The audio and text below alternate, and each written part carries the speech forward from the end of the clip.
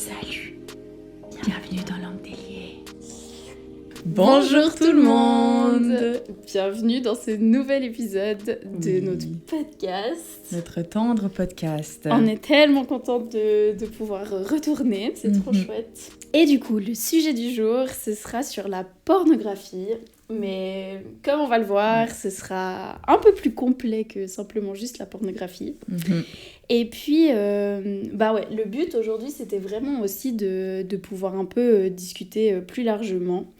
Et notamment, parce que finalement, c'est vrai que la pornographie, un peu comme on se l'imagine, et un peu nos références de base... c'est vrai que c'est très focus sur les parties intimes, sur le corps, sur des corps d'ailleurs lissés, mais ça on en rediscutera.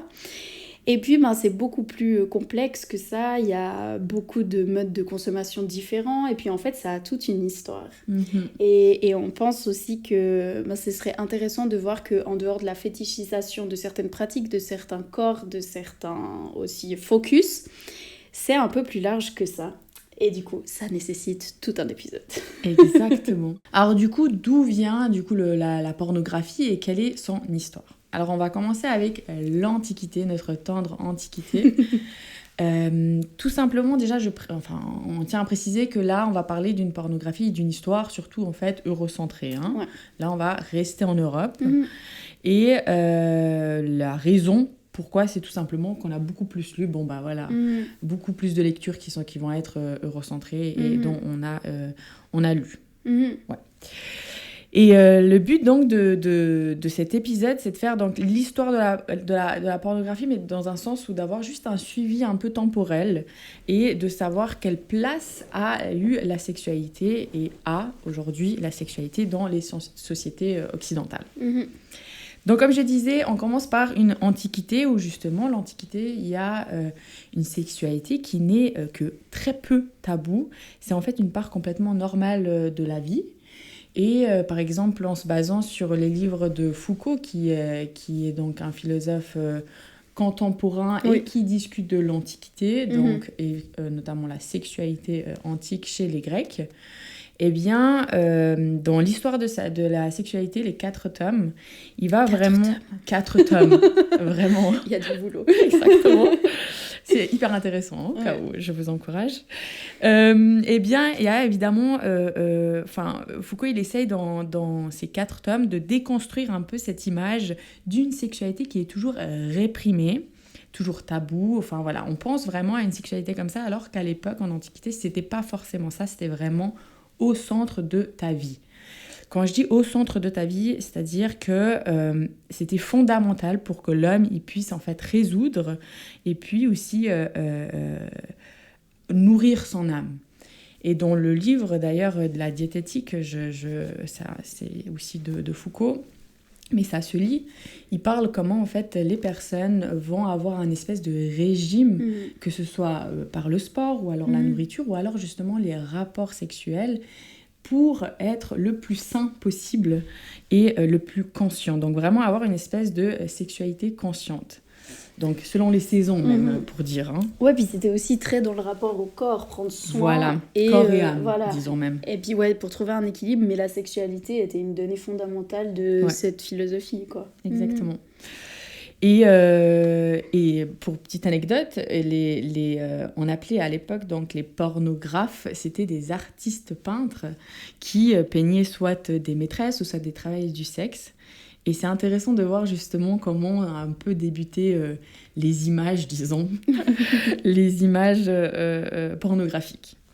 Ensuite, on passe à une antiquité dite tardive. Donc là, les représentations, elles se font sur poterie. On connaît tous ces vases avec des pénis en érection, des corps nus, que j'aime beaucoup par ailleurs.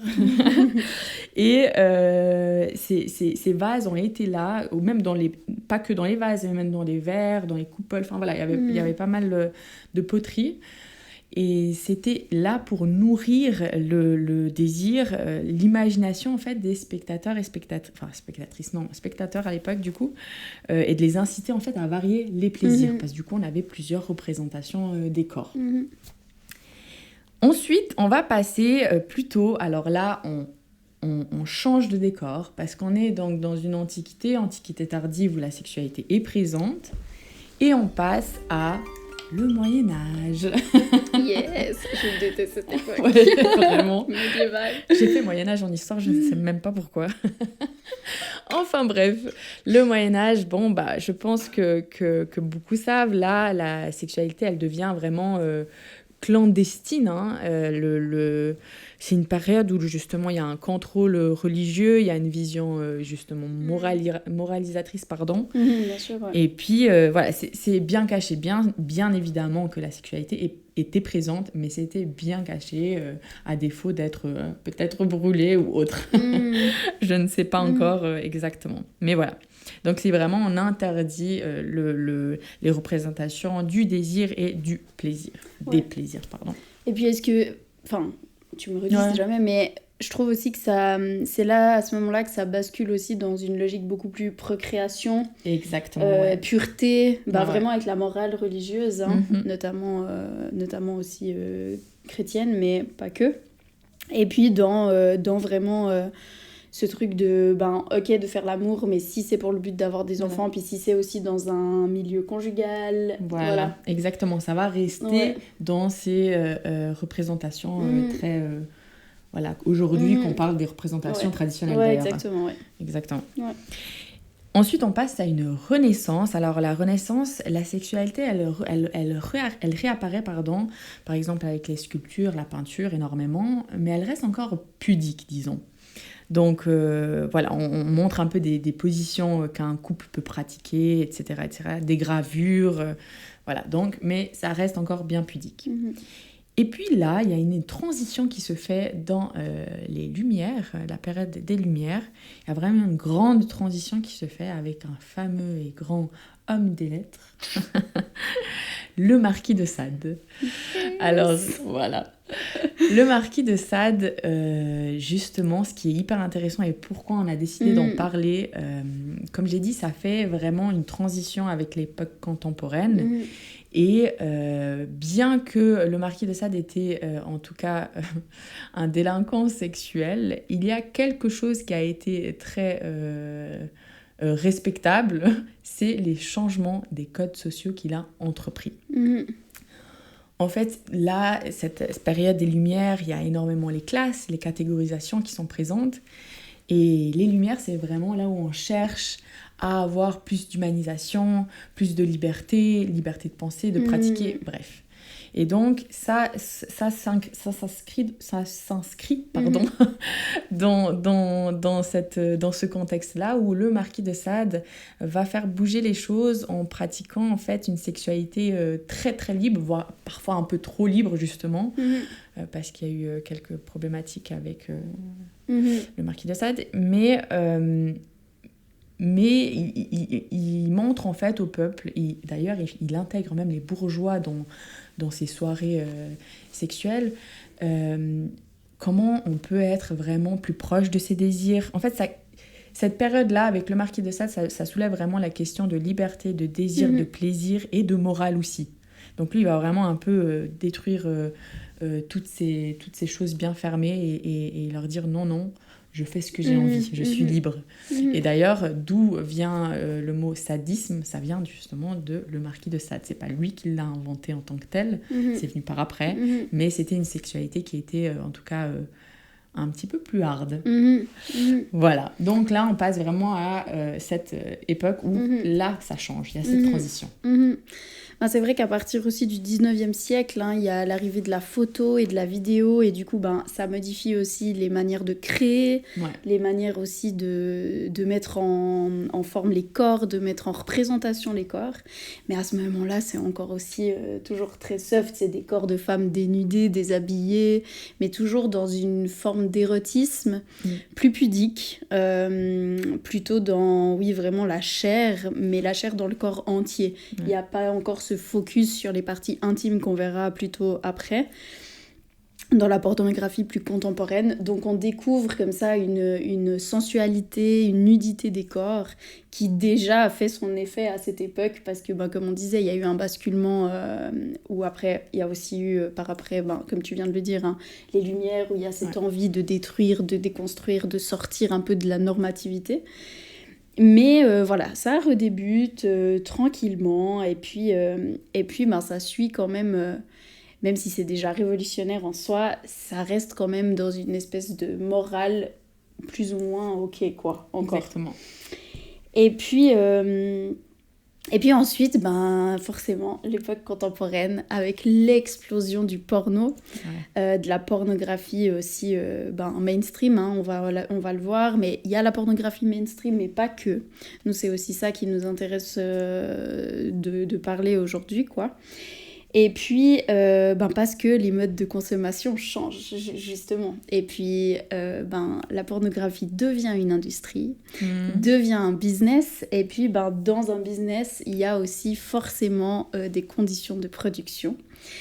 Et puis voilà, c'est plus facile d'y avoir accès par Internet, par la location aussi de DVD. Mais voilà, c'est aussi des actrices, des acteurs qui sont dans cette industrie-là.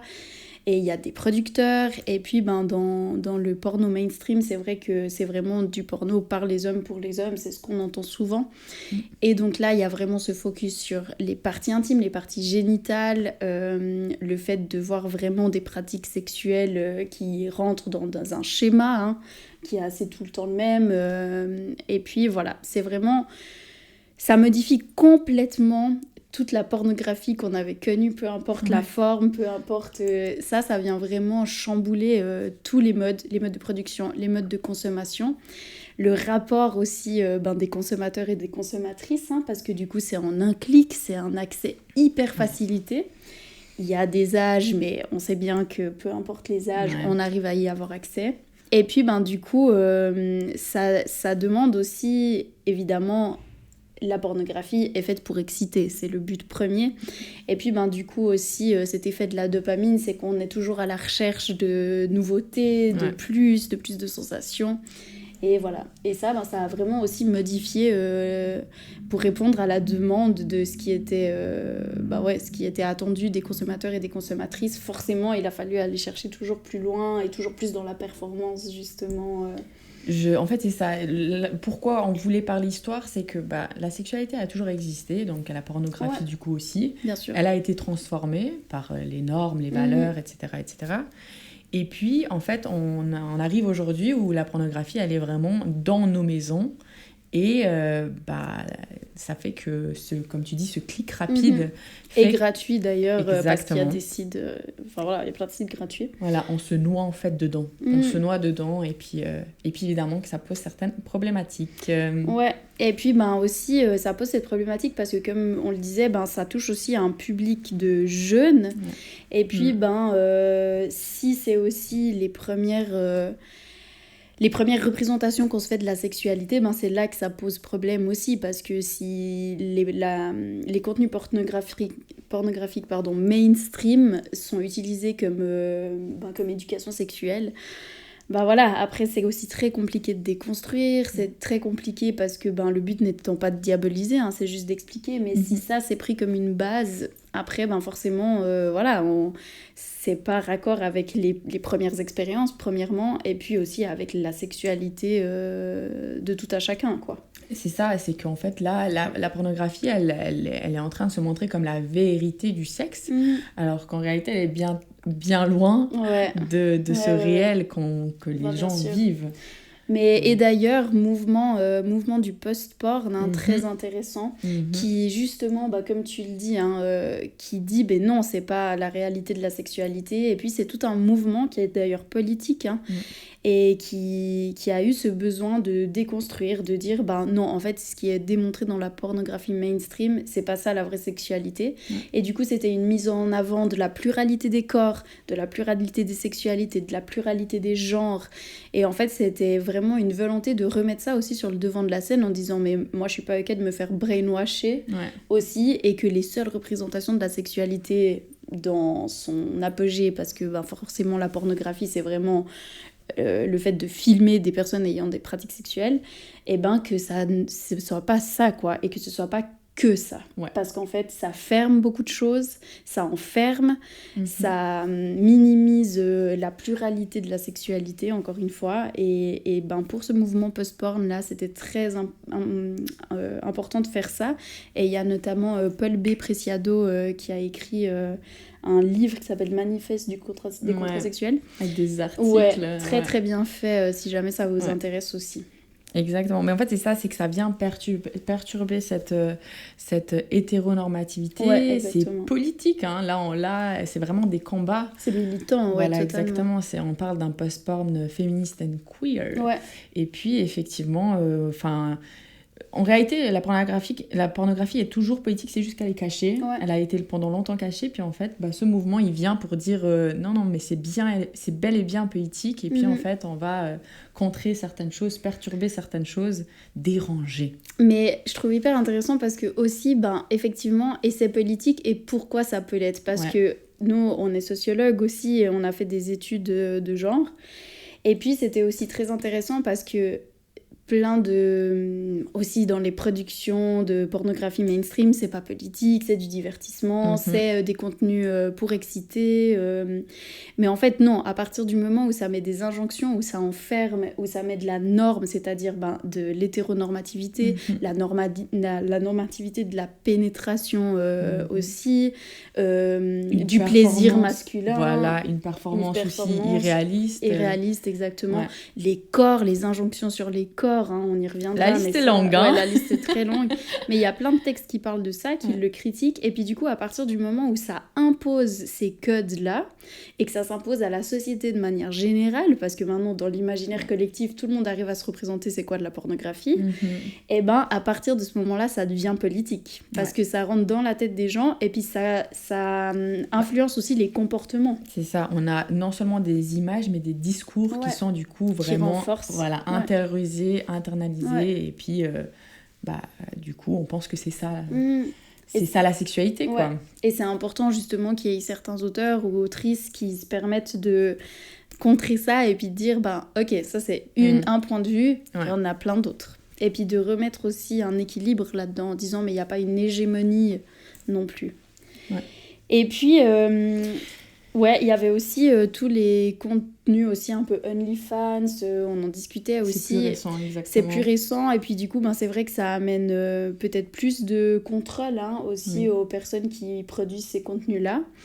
Mais de nouveau, ça reste aussi parfois de la fétichisation, et voilà, mais ça, on en exactement, tout comme la porno qui est toujours encore présente, donc voilà. Mais il y a effectivement une diversité des formats qu'on peut retrouver aussi sur ces contenus-là, plateformes. Et puis voilà, tout cet aspect un peu historique, ça nous intéressait aussi de aussi pouvoir poser ça là, c'est-à-dire que la pornographie, c'est la pornographie. Mais la pornographie, en fait, ça parle de quoi ? Parce que tout le monde sait un peu ce que c'est, mais en fait, est-ce qu'on peut pas contextualiser ça plutôt que ce soit quelque chose qui flotte un peu, puis qu'on ne peut pas vraiment contrôler, puis voilà. Donc c'était important pour nous de refaire aussi un retour sur l'histoire, que la sexualité c'est quelque chose qui a toujours accompagné les êtres humains, en l'occurrence, et puis qui a pris des formes, qui a pris des représentations, qui a pris des consommations qui étaient hyper différentes, qui a été influencée par de la culture, par de la religion, par de la politique, comme on vient de le dire. Exact. Et puis en fait, c'est quelque chose qui se développe constamment, qui est vivant, qui est mouvant. Comme on le dit toujours, la sexualité de toute façon, c'est pas quelque chose de linéaire et de définitif. Et du coup, c'était important aussi qu'on puisse voir comment ces modes de consommation, ils ont évolué, les raisons pour lesquelles ça a évolué dans ce sens-là.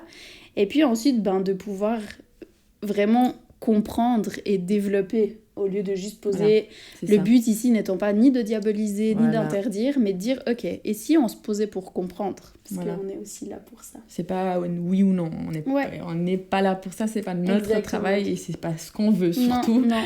Et c'est pas partager. De pointer du doigt qui consomme de la pornographie, c'est mal, il faut pas le faire, mais c'est plutôt ok, en tant que être humain, pourquoi ça m'attire, comment je le consomme. C'est aussi de mettre cette petite graine en vous en disant, bah voilà. Et puis, si c'est ok. Mais c'est au moins de pouvoir comprendre. C'est ça, c'est comme tu dis, pourquoi et comment on le consomme. Ouais, super. Parce qu'après, on est dans un monde libre et on fait ce qu'on veut. Bien sûr. Plus ou moins. Et du coup, là, on voulait Enfin, voilà. En fait, on aimerait débuter la discussion aussi en disant, quels, en fait, sont les effets de la pornographie sur notre sexualité, sur la sexualité. Et du coup, c'était important de revenir sur les différentes formes de pornographie, justement. Parce que comme on l'a dit, il y a quand même une pluralité. Là, on nomme aussi la porno mainstream, mais il y a aussi de la pornographie qui est éthique, de la pornographie qui est féministe, qui est queer, qui est inclusive. Et ça, c'est aussi important parce que ça donne des alternatives. C'est-à-dire que c'est pas le porno c'est mal, il faut arrêter de le consommer, mais non, mais de dire il y a d'autres portes. Aussi. Puis justement, regarde ces autres portes, on apprécie ou pas, l'essentiel c'est aussi un peu de voir si peut-être de découvrir, exactement. Et puis de voir la manière dont ces pornos-là sont aussi peut-être plus artistiques, représentent des corps qui sont plus variés, et puis de voir quelle porte ça peut ouvrir, justement. Et je trouve que c'est intéressant parce que du coup, souvent, les alternatifs, les pornos alternatifs sont donc... ils ont cette performance, mais performance artistique. Qui est différent de la performance qu'on retrouve dans le porno, qui peut justement apporter pas mal de mauvaises croyances et surtout de la souffrance envers soi-même. Enfin voilà, on en reparlera, ça. Alors, le premier effet, donc l'impact premier qu'on souhaite discuter ici, va être l'impact sur l'imaginaire érotique et le fantasme. Là, on a vraiment le mythe qui est véhiculé par la porno, qui impacte sur les sexualités, notamment donc l'imaginaire sexuel et érotique. Puis, il y a peu de liberté, justement, en termes de fantasmique, parce que l'esprit, en fait, il se focus sur ce que l'on a vu. Et évidemment, là, on peut faire une référence, d'ailleurs, à l'épisode... un de nos épisodes précédents sur l'imaginaire érotique et le fantasme. Je ne sais plus le numéro, mais vous pourrez aller regarder. On parle vraiment d'une construction, vraiment la pornographie construit les fantasmes. C'est une fabrique des fantasmes. C'est vraiment le terme qui est pas mal utilisé d'ailleurs en sociologie. Et puis, elle est un peu génératrice d'intensité, en fait, intensité sexuelle par l'image. Et puis, ça repose sur des mécanismes qui vont être qui érotisent en fait les rapports sociaux, la construction de genre, la domination de genre. On a par exemple une fétichisation de la virilité, typiquement. Donc voilà, pour dire que la pornographie, elle vient vraiment fabriquer ces fantasmes, les inculquer donc dans des vies réelles des humains qui nous entourent, et puis ensuite... ces fantasmes-là vont être fétichisés. Fétichisés. Ces fantasmes-là vont être fétichisés et puis vont de nouveau encore ramener et renforcer des concepts, par exemple le concept de la virilité. C'est-à-dire que voilà, tu te considères comme homme, tu consommes de la pornographie, puis tu vois cette fétichisation de la virilité, tu vois ces fantasmes de threesome, tu vois... J'allais dire... Voilà, etc. Puis en fait, c'est ça tu penses qui te nourrit, alors qu'à long terme, c'est plutôt ce qui t'appauvrit, justement, et ce qui, en fait, t'enferme dans certains schémas de pensée, quoi. Ouais, et puis je trouve aussi, comme tu dis, c'est aussi un peu... des fois, c'est un peu ce truc de... Ah, tous les mecs doivent avoir ce fantasme de partager un threesome avec deux nanas... dans l'hétérosexualité, du coup, forcément, mais... Et du coup, je trouve aussi que c'est ça, finalement, t'es pas cool si c'est pas un fantasme que tu partages, et du coup, c'est aussi très dans la normativité de ce qui doit t'intéresser, quoi, et ce qui doit t'exciter. C'est ça, en fait, non seulement hétéronormatif, mais en plus... valoro-normatif. Ouais, on peut y aller. Larousse 2025. Yes. Et du coup, effectivement, il y a ça. Et puis, on retrouve aussi beaucoup d'érotisme colonial. Alors, J'explique. En fait, on est dans un monde, donc aussi, comme j'ai dit, on parle d'une histoire et d'une pornographie qui va être eurocentrée, même si on parle des États-Unis. Bref, disons plutôt occidental. Voilà, occidental. Eh bien, on retrouve aussi un érotisme colonial dans cette pornographie mainstream, donc, où on fétichise donc les personnes, donc la sexualité des personnes racisées. On a vraiment une fétichisation sexuelle des personnes racisées.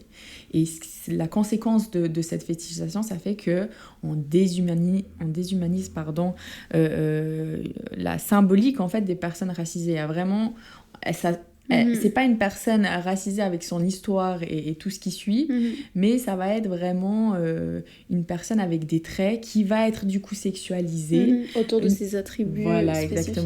Voilà, exactement. Une couleur, des traits, etc. Et ça va être, je vais le redire, sexualisé, quoi. Mais d'ailleurs, c'est... Pour prendre un exemple vraiment bête, mais c'est les catégories des pornos mainstream. Ouais. Il y a dans les catégorisations des titres, MILF, il y a aussi ça sur justement des fétichisations de personnes racisées ou de pratiques avec ces personnes-là parce que c'est ça qui est mis en avant, c'est cet attribut physique ou c'est alors ces pratiques sexuelles-là. Et ça pose aussi problème parce que ça enferme complètement, ça catégorise et puis ça implante aussi une mauvaise représentation totale, quoi. Ouais. En fait, c'est ça, c'est que d'ailleurs, les titres de ces catégorisations, je trouve qu'ils le disent. Enfin, interracial porn. Ouais. Et donc, du coup, ça fait vraiment entre-race porn, quoi. Enfin, inter-race porn.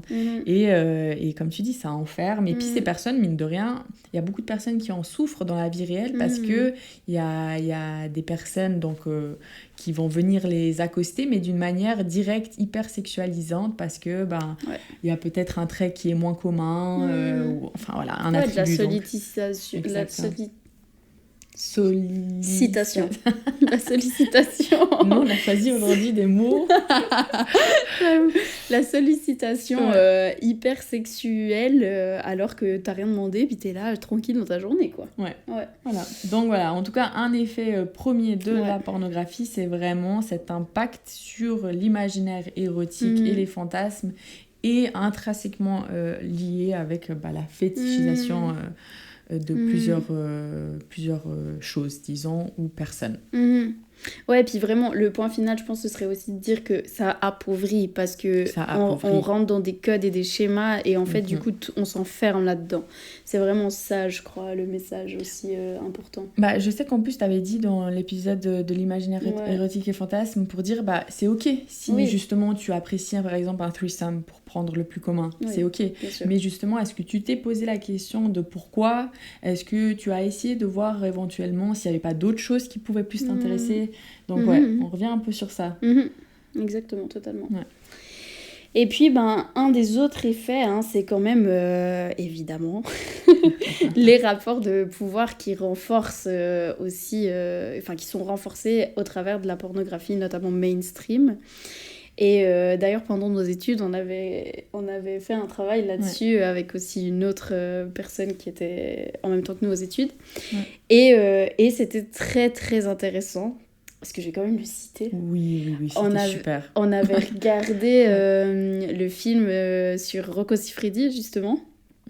Enfin, le documentaire par Rocco Siffredi, sur Rocco Siffredi. Voilà, sur. Le mégalomane, un peu. Et puis, en fait, on avait fait une analyse critique de ça, parce que c'était un peu un film de la rédemption pour lui. Puis, mais ça a démontré bien les conditions de production, et puis c'était très, très intéressant, ce travail qu'on avait fait. Et puis, justement, de dire que en fait, ça renforce les dominations, les rapports de pouvoir. Et puis ça, c'est aussi très important parce que finalement, la porno, bien sûr que on peut le regarder 15 minutes, excitation, jouissance, orgasme, ok. Par contre, il y a plein de messages implicites dans ces films, dans ces productions. Et puis en fait, au bout d'un moment, le cerveau, il capte quand même, quoi. Et puis après, ça fait qu'on peut aller jusqu'à normaliser certaines choses qui ne le sont pas.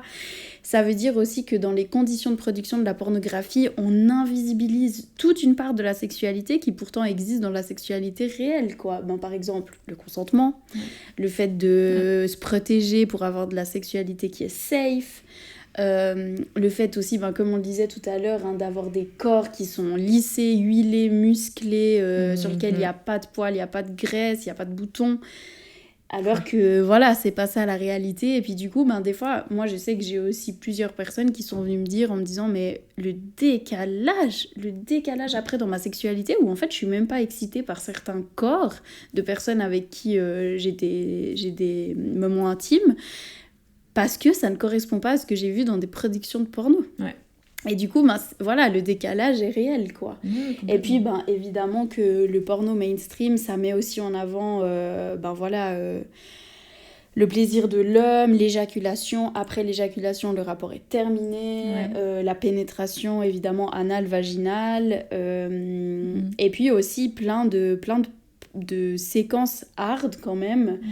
Ou si on est jeune et puis qu'on débute dans la sexualité, ou même si on est moins jeune, mais c'est des choses qu'on se sent peut-être pas à même de faire, puis qu'il y a un fantasme pour l'autre, quoi. Donc aussi, ça met aussi en avant des choses comme ça, ou si on le sent pas, mais que c'est dans le schéma de l'autre, voilà. C'est ça. Et le fait de... Il y a un peu ce truc de... on revient avec l'érotisme. En érotisme, c'est stéréotypes de genre qui sont mais vraiment, on les érotise. Je pense d'ailleurs à une séquence vraiment rapide, je vais la citer parce que vraiment, c'était intéressant. Il y a, dans le documentaire de Rocco, il y avait justement une actrice porno, Kelly. Puis en fait, Kelly, elle propose à Rocco, et Rocco, est-ce que tu veux qu'on fasse une séance où c'est moi qui te... En fait, j'ai pensé à ça quand t'as dit hard. Qui te domine. Et donc lui, il a vraiment...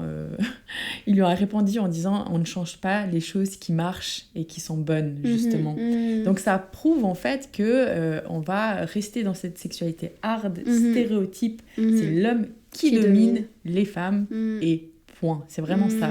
Et donc quand tu parles d'éjaculation centrée, c'est vraiment, on raconte cette histoire-là, quoi. Cette histoire d'un pénis, d'une éjaculation et des stéréotypes de genre. J'en passe. Oui, et puis ça cristallise, le plaisir féminin n'est pas forcément représenté, en tout cas de manière réaliste, ou alors à travers certaines catégories spécifiques.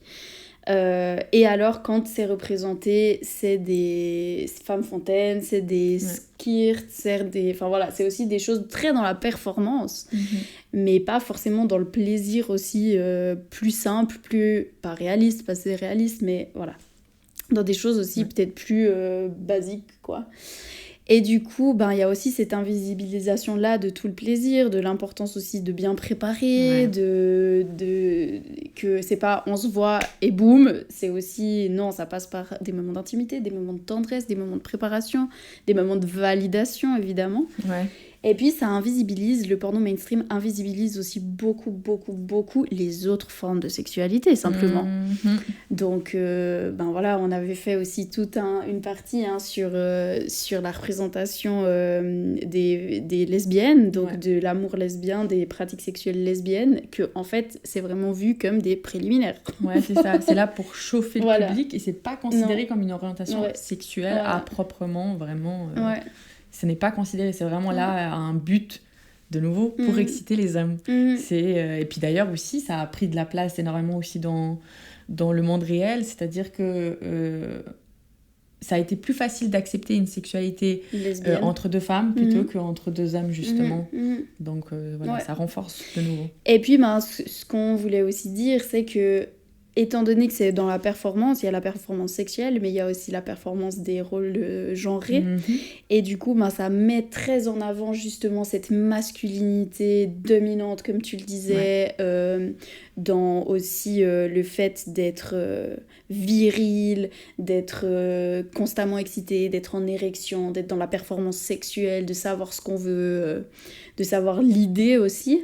Et ça invisibilise aussi totalement d'autres formes de masculinité qui peuvent ne pas représenter ce que je viens de citer, quoi. Et puis qui sont des masculinités tout à fait ok, qui existent largement, mais qui sont du coup pas du tout ni valorisés ni montrés, quoi. Et puis ça pose aussi, du coup, c'est complètement asymétrique finalement la représentation. Bah, c'est ça, c'est cette que tu dis, c'est la masculinité hégémonique qu'on a discuté d'avant, du coup, qui invisibilise les masculinités subalternes, du coup.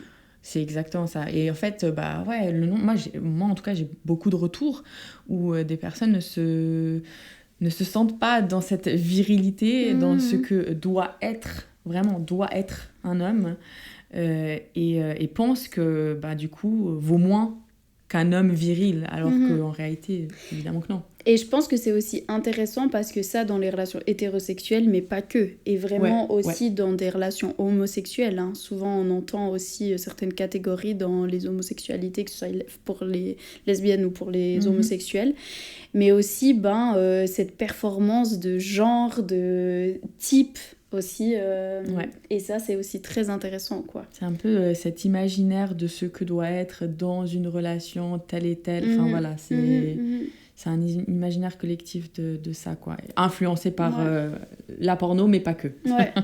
Et puis ces modes de production, comme je disais, ça invisibilise aussi complètement les questions de consentement, d'accord, d'envie, parce que c'est signé, c'est un contrat, et puis c'est maintenant, quoi. Et puis ça aussi, j'aimerais faire le pont aussi avec ce que je disais, c'est que s'il y a des très jeunes qui regardent de la pornographie, après c'est dur, parce que face à la réalité, comment comprendre si la personne est consentante ou pas, alors que dans ce qu'on regarde dans la pornographie, le consentement n'est jamais un problème, quoi. C'est ça.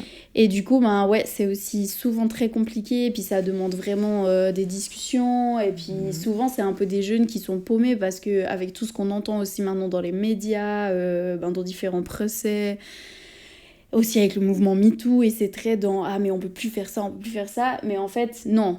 On a fait un épisode sur le consentement, d'ailleurs, allez le voir, parce que je pense qu'on déconstruit beaucoup, puis on explique, on repart des bases, mais c'est très important d'avoir ces discussions avec les jeunes, quoi. Bien sûr, parce que justement, en fait, si on voit que le consentement n'est jamais demandé, ça laisse penser, surtout à un âge très très jeune, mais pas que, mais bref, surtout à un âge très jeune, ça laisse penser que on peut s'en passer, quoi. On peut se dire, ok, ça va, en fait. Non. Mais c'est vrai qu'on demande à aucun moment, et puis tout va de soi. C'est-à-dire que nous, on parlait dans le consentement du fait qu'on peut changer d'avis, on peut changer aussi, on peut apprécier un peu aussi le fait de poser ses limites. Là, non, il n'y a pas de limites qui sont posées, c'est vraiment du free land, quoi. Et donc, le troisième effet, c'est vraiment cet impact. Donc, Mathilde vient un petit peu d'en discuter, donc ça fait le pont sur la performance. La performance. Je sais pas du tout ce que j'ai essayé de faire là. Anyway, alors du coup, là, la performance, on va déjà parler d'une performance physique déjà. On pense à une érection qui doit être toujours au taquet. Toujours au taquet, à cette virilité que tu as dit, à cette en fait masculinité hégémonique, donc ce que doit être un homme. C'est cette performance de rôle, de physique toujours on point et toujours motivé et jamais fatigué. Et d'endurance. D'endurance. Parce que, petite parenthèse, excuse-moi de te couper, mais on sait que le temps moyen d'un rapport pénétratif, c'est 7 minutes. Donc c'est pas même 5 minutes. Même moins, voilà, 7 minutes, exactement. Mais du coup, pour vous dire, un film porno, ça dure en moyenne 15, voire plus, si c'est aussi des mises en scène un peu plus variées. Mais voilà, aussi, revenons à la réalité des choses. Du coup, c'était juste ça. C'était juste aussi pour dire, ça n'est pas la réalité, on va assez le dire, mais la réalité, c'est ça. C'est de 5 à 7 minutes, et 7 minutes, effectivement, je crois que je suis déjà vraiment dans le haut. Mais du coup, ça ne représente pas en termes de performance et de durée, quoi. C'est ça, en fait, on a des normes, comment dire ça, des normes... inatteignables. Voilà, exactement. Et donc, aussi des normes donc, corporelles. Enfin, voilà, c'est une question vraiment de normes qui se posent comme performance, quoi. En fait, on performe, comme j'ai dit avant, on performe un rôle, on performe un corps, on performe, en fait, un paraître de ce qu'on pense être. Et puis voilà, quoi. On a même aussi, après, avec l'arrivée, le porno chic, c'est la même logique. Avec les vidéos et les clips, on retrouve encore une performance liée à l'apparence. Et voilà, quoi. Le problème, c'est que du coup, cette performance, ces normes vraiment inatteignables, elles viennent entraver la confiance en soi et puis l'estime de soi, qui est justement hyper primordiale, pas que à l'adolescence, mais plutôt à l'adolescence, disons ça comme ça. Mais déjà avant, mais bien sûr. Aussi après. Mais voilà, pour dire, ça vient entraver ça. Et puis, on remarque le nombre d'adolescents qui après deviennent donc adultes et qui en fait pensent que c'est comme ça, pensent que c'est comme ci, et se rendent compte qu'en fait, non, ils sont pas dans une authenticité de qui ils sont, quoi. Ouais, puis c'est difficile parce que après de les ramener à des choses plus simples, c'est très difficile parce que du coup, on sort de la performance. Ouais. On sort du fait aussi de l'endurance, mais aussi du fait que ce soit tout le temps là-haut. Parce que c'est pas parfait, quoi. C'est pas de la perfection. Et puis, il y a des nuances dans le désir, il y a des nuances dans les envies, il y a des nuances dans les pratiques sexuelles. Ouais. Et ça peut venir de soi, mais ça peut aussi venir des personnes avec qui on le partage. Et puis, vu que le consentement est à la base, évidemment qu'on va pas aller à l'entrave de ces nuances-là. Et du coup, ça, c'est ce qui est pas du tout représenté. Et c'est pourtant ce qui fait la richesse et la pluralité de la sexualité. Ouais. Mais c'est dur de ramener parce que du coup, ça a l'air moins foufou. Voilà, tu vois, c'est ça, exactement. Puis c'est très difficile. On se retrouve avec plein de dopamine et après, effectivement, ça appauvrit notre sexualité et donc ça fait cet effet de vide, se sentir vide. Puis on peut presque être déçu, quoi, franchement, parce que forcément, je dis pas que ça n'existe pas, mais dans tes premières expériences où c'est un peu maladroit, c'est le stress, capote pas capote, comment on met, enfin toutes ces choses hyper de la vie réelle, quoi. Si toi tes kiffs c'était de regarder des threesomes ou bien des choses qui sont dans une sexualité peut-être plus avancée, forcément ça passe de tout à rien, quoi. Et puis du coup t'es presque déçu, puis tu te dis c'était un peu nul, alors que non, en fait c'est ton expérience, et tu vois. Exactement. Mais du coup c'est délicat. Donc ça, c'était un peu les différents effets qu'on peut retrouver sur la sexualité. Donc comme on voit, ils sont variés. Après, ils tournent un peu autour des quelques mêmes éléments. Et puis maintenant, on voulait aussi se demander, est-ce que regarder du porno régulièrement, c'est forcément une addiction? Et à partir de quand parle-t-on d'usage problématique? Ça, c'est aussi quelque chose qui revient souvent dans les discussions. Déjà, avant de commencer à répondre la question, ce qui est important de différencier, c'est vraiment une consommation qui peut être répétitive et vs une véritable addiction. Alors, on peut avoir des similitudes dans les effets, mais c'est deux choses qui sont quand même différentes, hein. Et l'addiction, vraiment, c'est un trouble. Quand on parle d'addiction, on parle de trouble du comportement et que ça implique justement une perte de contrôle qui n'est pas forcément présente dans une consommation fréquente. Qui peut, mais qui n'est pas forcément. Et puis, ça a un impact très, très négatif sur la vie quotidienne. C'est vraiment une détresse significative. La personne, elle vient consulter et elle vient vraiment... avec cette détresse, avec une souffrance qui est vraiment débordante, disons. Et puis voilà, elle vient pas juste en disant « Oui, c'est vrai que je regarde beaucoup, j'ai l'habitude de regarder là, mais ça va. » C'est vraiment des discours et des manières de partager son vécu qui sont différentes. Ce n'est pas tant justement la quantité qui vient poser en fait problème ici, hein, c'est plutôt les conséquences sur les personnes. Est-ce que ça a créé de l'isolement? En fait, c'est ça les questions qu'il faut se poser. Est-ce que ça a créé de l'isolement? Est-ce que mon désir a baissé? Est-ce que, tant seul qu'en relation, est-ce qu'il y a une difficulté à ressentir du plaisir autrement que en consommant de la pornographie?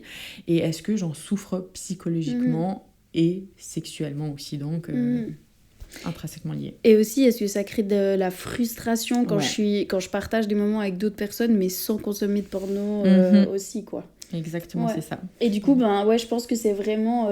c'est pas forcément une question de fréquence, ça c'est important de le savoir, parce que c'est pas ça qui détermine si c'est une addiction ou une dépendance. C'est vraiment quand on sort de la liberté, puis qu'en fait c'est plutôt quelque chose qui nous entrave, par laquelle on est contraint ou contrainte.